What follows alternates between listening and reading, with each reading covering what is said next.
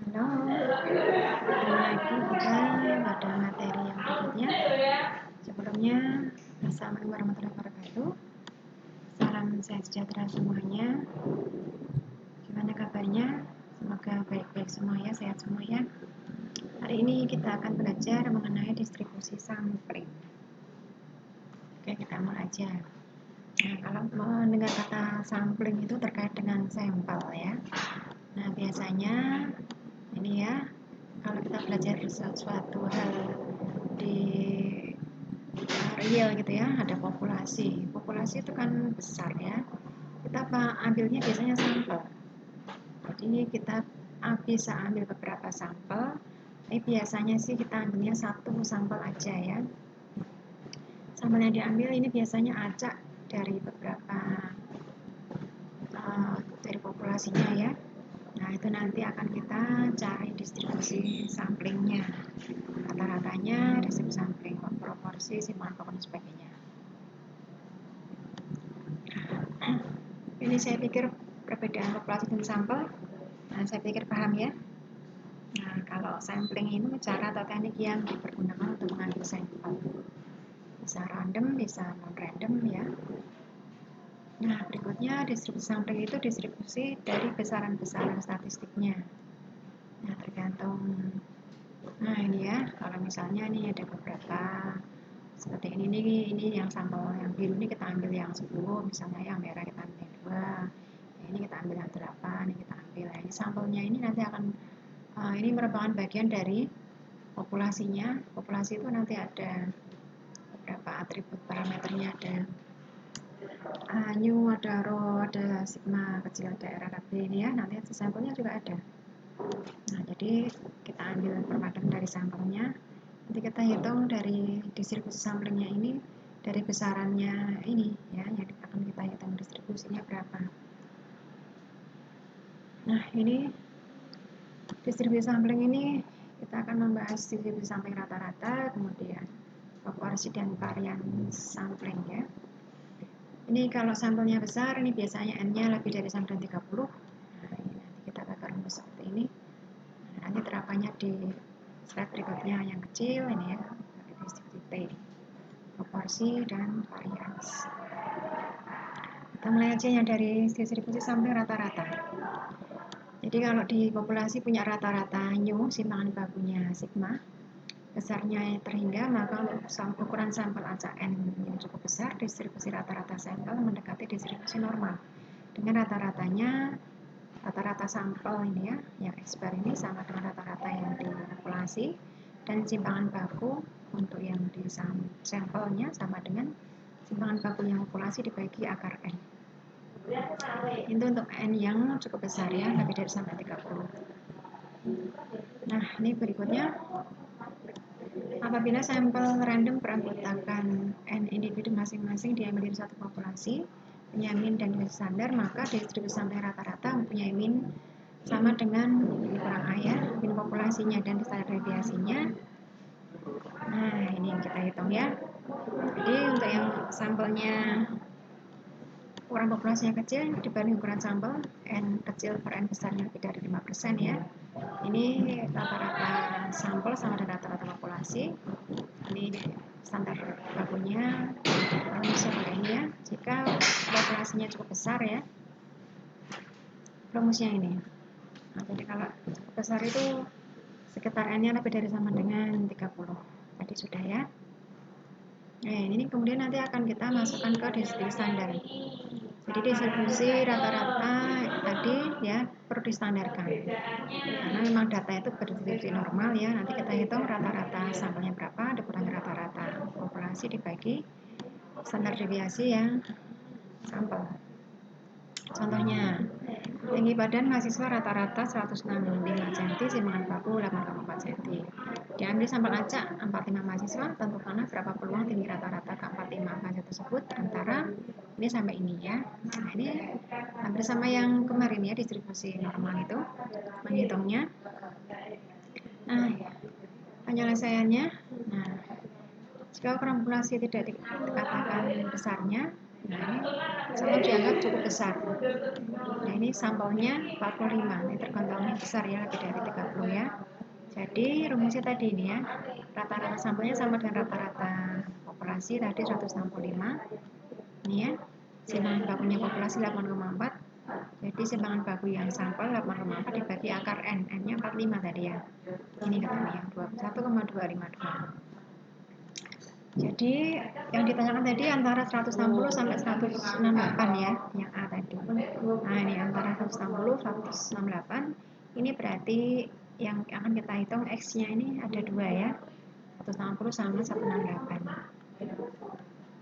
Nah, ini untuk yang Z1 yang 160 tadi X-nya ya, yang Z2 yang 168. Dikurangi rata-ratanya 165 tadi rata-rata di populasi ya, 165 ya harusnya, 165 ini ya.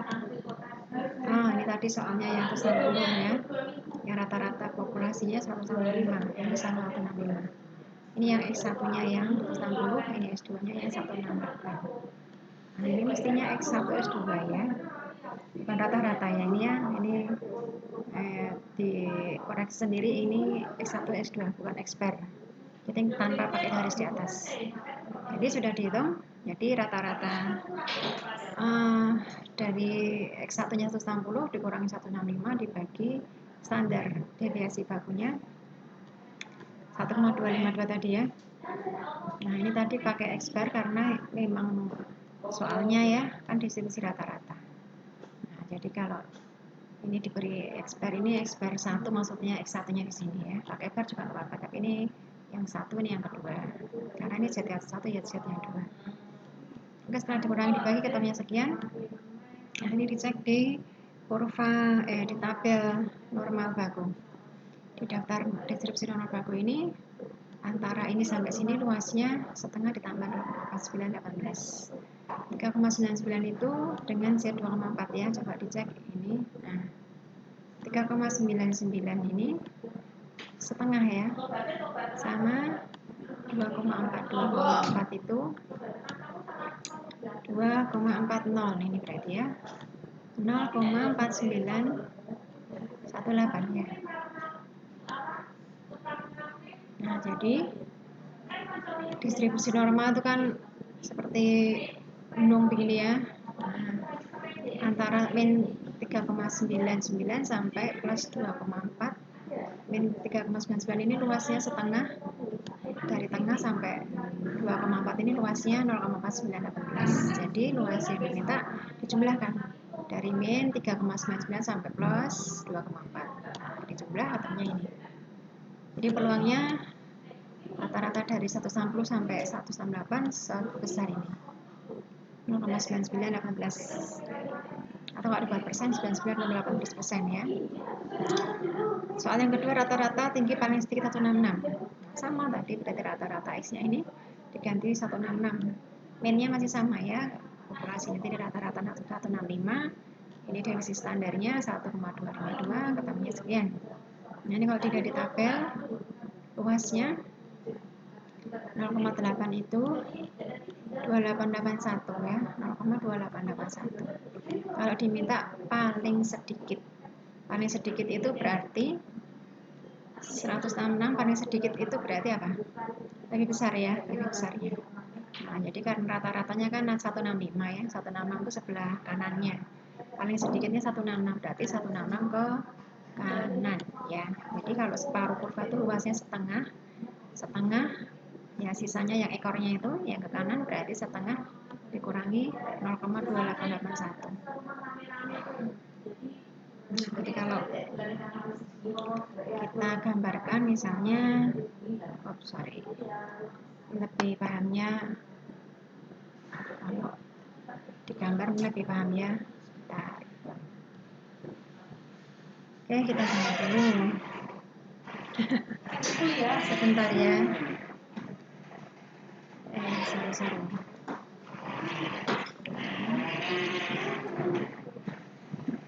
Nah, ini kalau rata-ratanya 165 ya. Yang diminta itu 166. paling sedikitnya berarti kan yang sebelah sana ya, yang ini ya,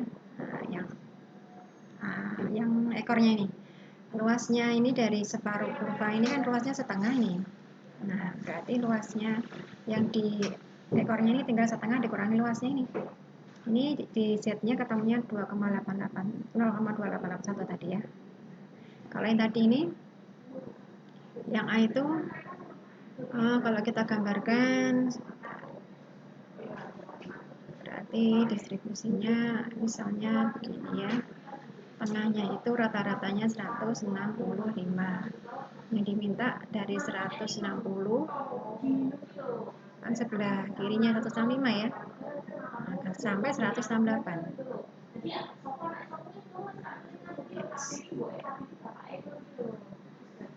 168.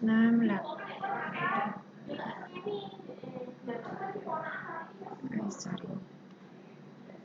168.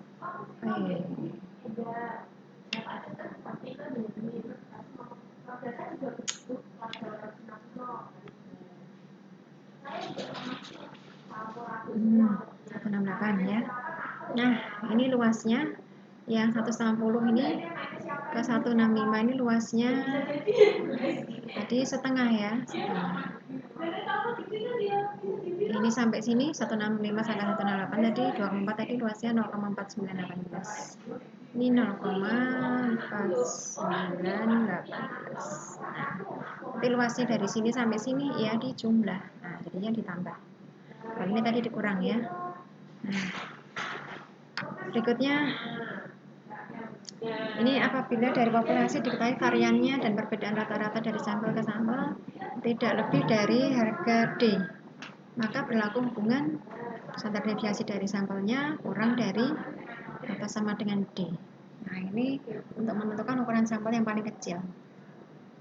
Contohnya, misalkan harga X bar rata-rata dari sampel yang satu dengan sampel lainnya diharapkan tidak lebih dari 1 cm ya. Jika populasi yang cukup besar, maka ini ya, tidak lebih dari, berarti kan kurang ya, kurang dari sama dengan 1 cm. Ini tadi standar deviasinya populasi per akar N. Maka berapa sampelnya harus diambil ya? Nah, ini tinggal berarti mencari akar N-nya gimana? Akar N-nya pindah ke sini jadi 1 kali akar N. Jadi 8,8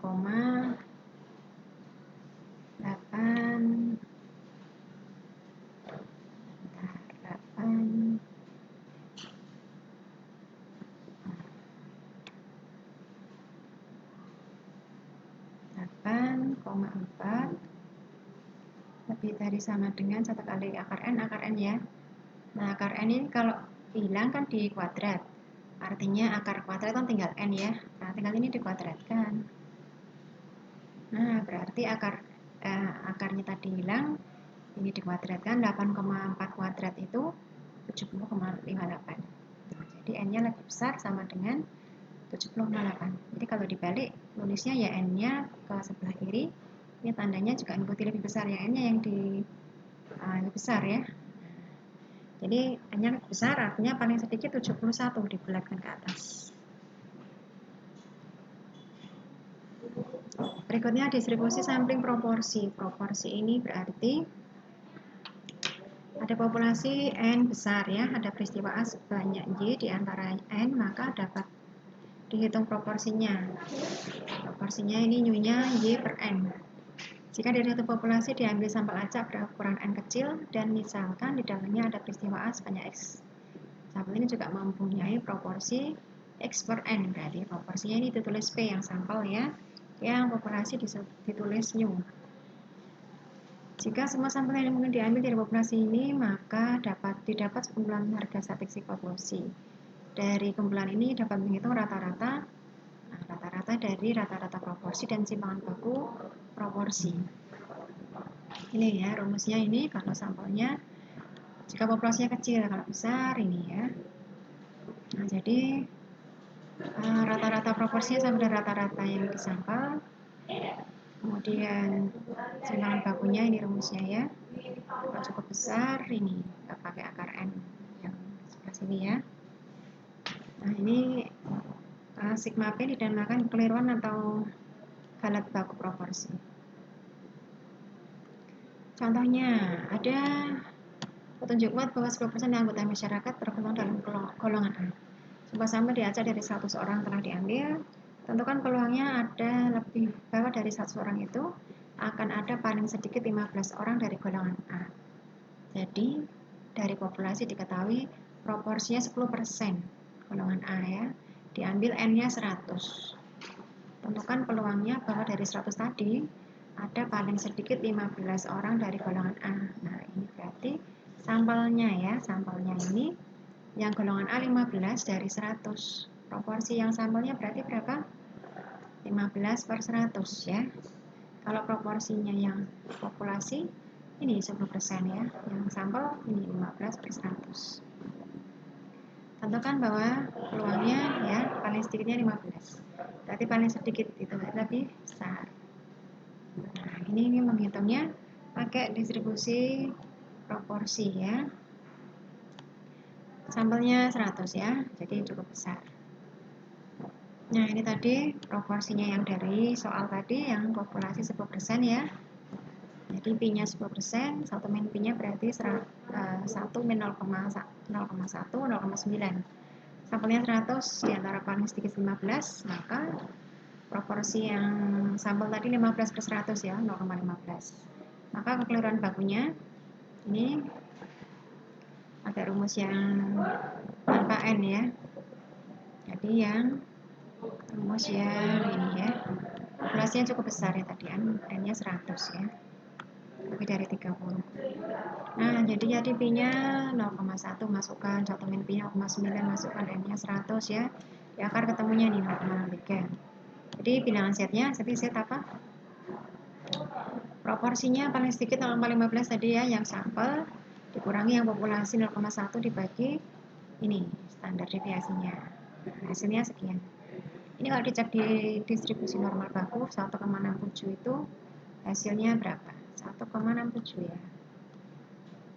1,6 nya mana? Ini ya.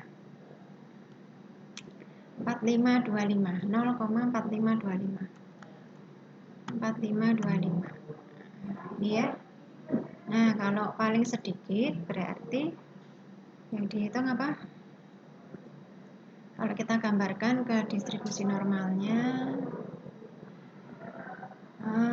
paling sedikitnya, nah jadi rata-ratanya berapa? 0,1 ya, 0,1, paling sedikitnya 0,15, itu berarti sebelah kanannya ya, 0,15. Paling sedikit berarti yang kanannya tuh, ya, yang ekornya ini ya, ya ini berarti kan luasnya ini separuh, ini luasnya setengah.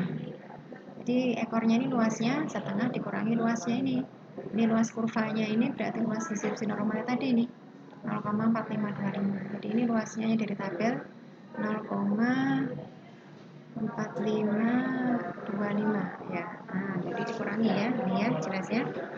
Jadi peluangnya paling sedikit ada 15, kategori A itu 0,0475. Jadi soal yang B, soal yang kita tadi apa? Berapa orang harus diselidiki agar persentase golongan A dari sampel yang satu dengan yang lainnya diharapkan berbeda paling besar 2%. Paling besar artinya apa? Paling besar. Nah, lebih sedikit sama dengan ya 0,02. Nah, jadi ini tadi yang rumusnya simpangan baku tadi ya. Yang ini tadi ya. Nah, ini tadi. P 1 min P-nya per akar N-nya yang dimintakan berapa sampel yang diambil. Ini berapa orang harus diselidiki ya. Berarti N-nya yang dicari. Jadi bilangnya sampai tadi 0,1,9, penyebutnya yang dicari N-nya. Jadi ini angkanya masih sama, yang dicari N-nya yang di bawah ini ya. Nah, N-nya dicari berapa. Nah, ini ngitung N-nya berarti gimana? Di dalam akar, biar akarnya hilang di kuadrat ya. Ini kuadrat berapa? Kalau dikuadratkan 0,02 kuadrat itu 4 kali 10 pangkat Ini kan pangkat min 2 ya. Kalau kuadrat berarti pangkatnya min 4 ya. Nah, ini yang sebelah sini berarti 0,1 dikali 0,9, 9 kali 10 pangkat berapa? Ini pangkat min 1, pangkat min 1. Jadi pangkatnya min 2 ya. Ini per n. Nah, harusnya kan per n di sini ya. Nah, ini n-nya. Kalau pecahan di sini per, pindah ke sana berarti dikali ya.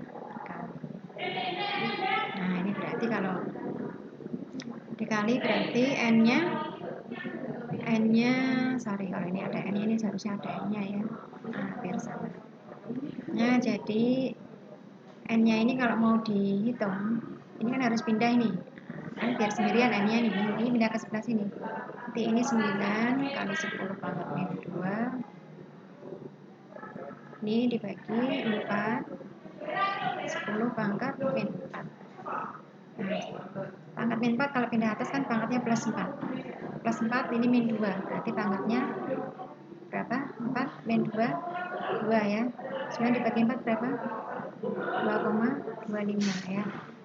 Nah, jadi n-nya bagi dari sama dengan dikali 100 ya. Mundur 2 komanya jadi 225 ini ya.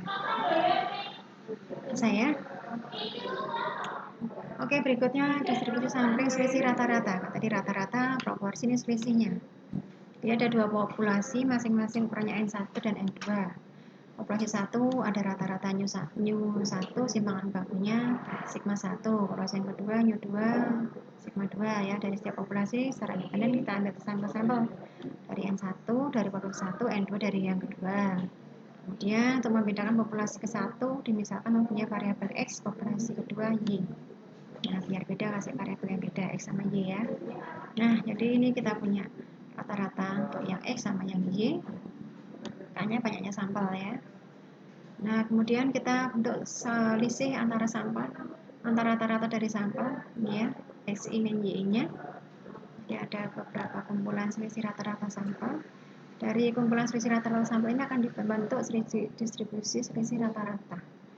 Jadi selisih rata-rata ini berdistribusi sekitar berapa? Kemudian kita menghitung rata-ratanya, jadi rata-rata new dari X rata-rata min Y rata-rata dan simpangan bakunya. Simpangan baku dari X rata-rata min Y rata-rata, selisih dari dua rata-rata. Nah, ini rumusnya.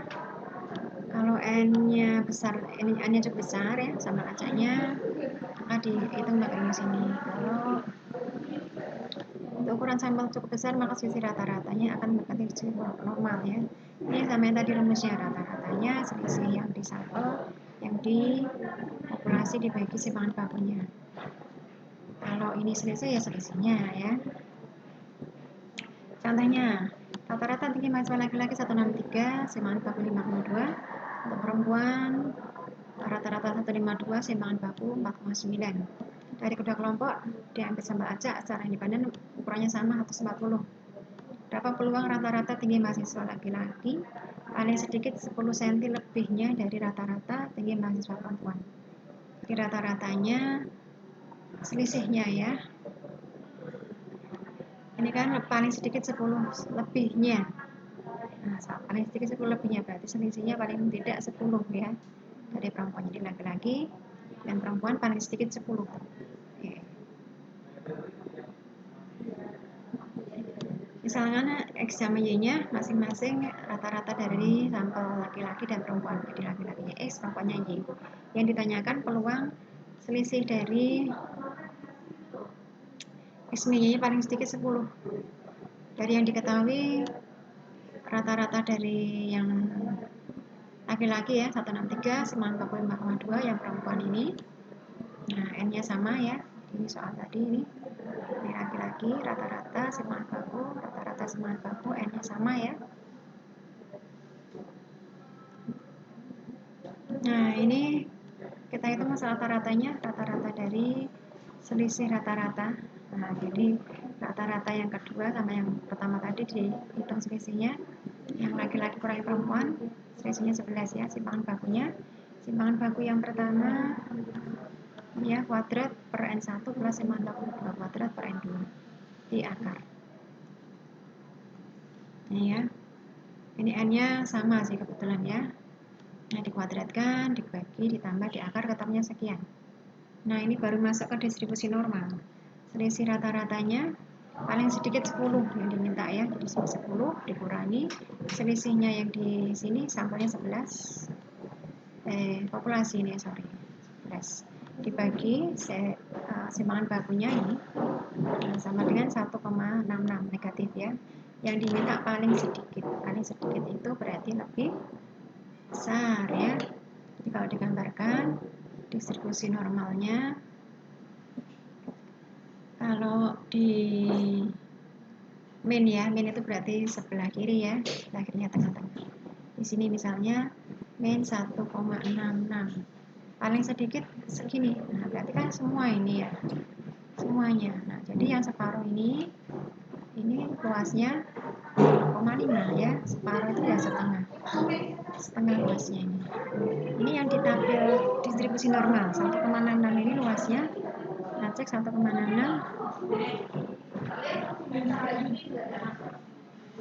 Nah, 1,66 cek. 6,66-nya ini ya. 4515. 0,4515.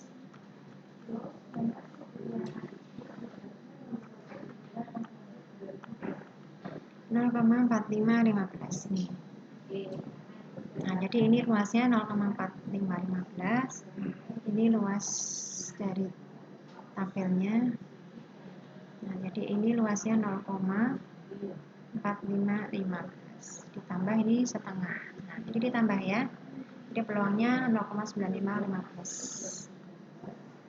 Kemudian distribusi sampling selisih proporsi. Jadi tadi ada rata-rata proporsi sekarang ya. Ya, ini sama ya. Ini ada proporsi 1, proporsi 2 untuk populasinya ya. Sampelnya juga ada proporsi 1, proporsi 2 ya. Selisihnya nanti dihitung pakai rumus seperti ini. Nah, jadi untuk new selisih proporsi itu SP ya, proporsi 1 minus proporsi 2. Itu yang distribusi standar ini ya. Nah, ini di standarnya ini rumusnya. Masukkan ke setnya sama yang tadi ya, yang proporsi yang sampelnya berapa, selisihnya, proporsi yang yang populasinya berapa, selisihnya dibagi standar deviasinya berapa.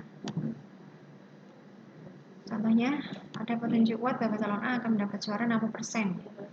2 buah sampel aja secara pribadi diambil dari atas 300 orang. Ya, proporsinya 60%, jadi ciri-ciri proporsi itu ada persennya, ada dari ini dari sekian gitu ya. Nah, itu proporsi. Diambilnya 300, peluang akan terjadi perbedaan persentase tidak lebih dari 10%. Yang diminta perbedaan persentase tidak lebih 10%. Nah, jadi ini distribusi perbedaan persentase, distribusi selisih proporsi. Persentase atau proporsi itu sama ya. Tidak lebih dari 10%. Jadi yang diminta selisihnya tidak lebih dari 10%. Kemudian yang di proporsi pertama ini, yang di populasinya 60% ya, N-nya 300. Oke, kita hitung.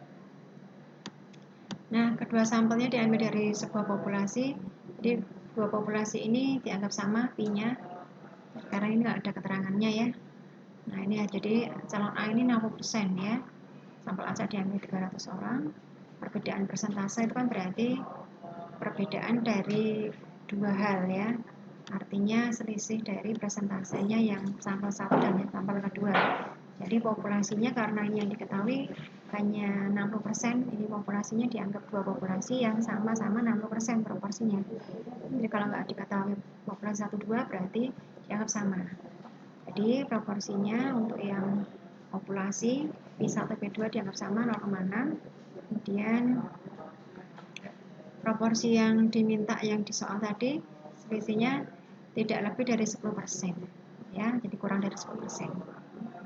P1 min P2 atau P2 min P1 ya, karena proporsi perbedaannya itu bisa P1 min P2 atau P2 min P1. Ini artinya kalau dijadikan satu digabung ya, P1 min P2 itu kurang dari 10%. Kalau ini di minnya dipindah atau dikali min ya, min P2 ini dikali menjadi plus, ini dikali min, ini kalau dikali min artinya tandanya dibalik. Jadi min P2 plus P1 dibalik jadi lebih besar min 10%.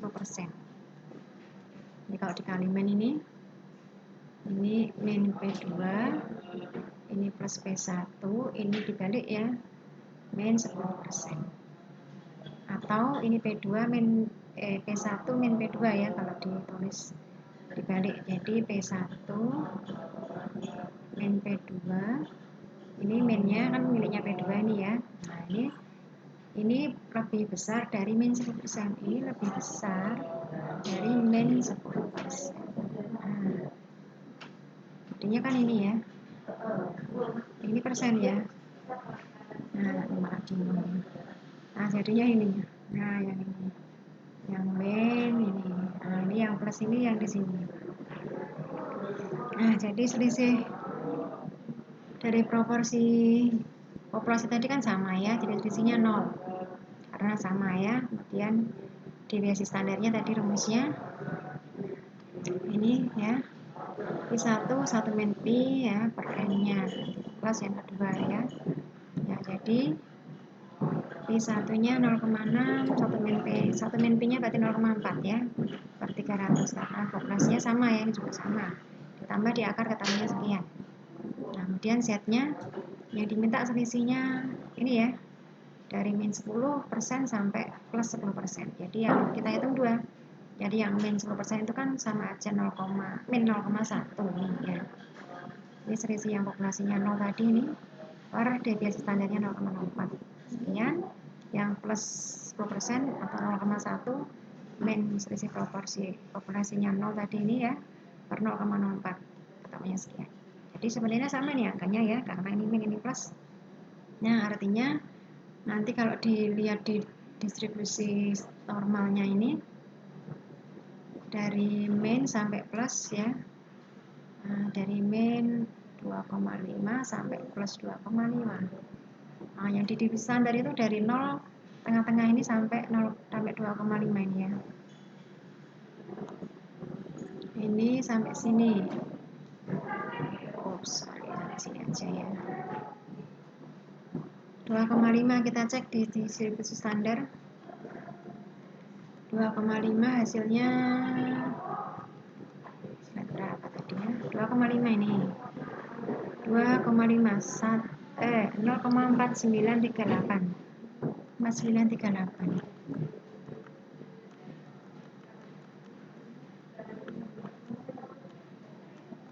Sorry. Ini ya.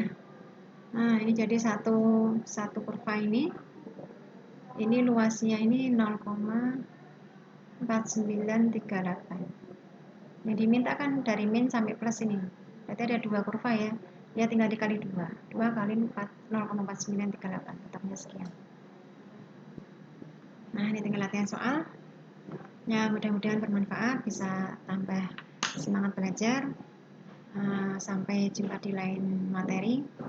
Latihan soalnya jangan lupa ya dicoba, dikerjakan. Ini soalnya modelnya sama persis, hanya ceritanya yang diganti-ganti ya.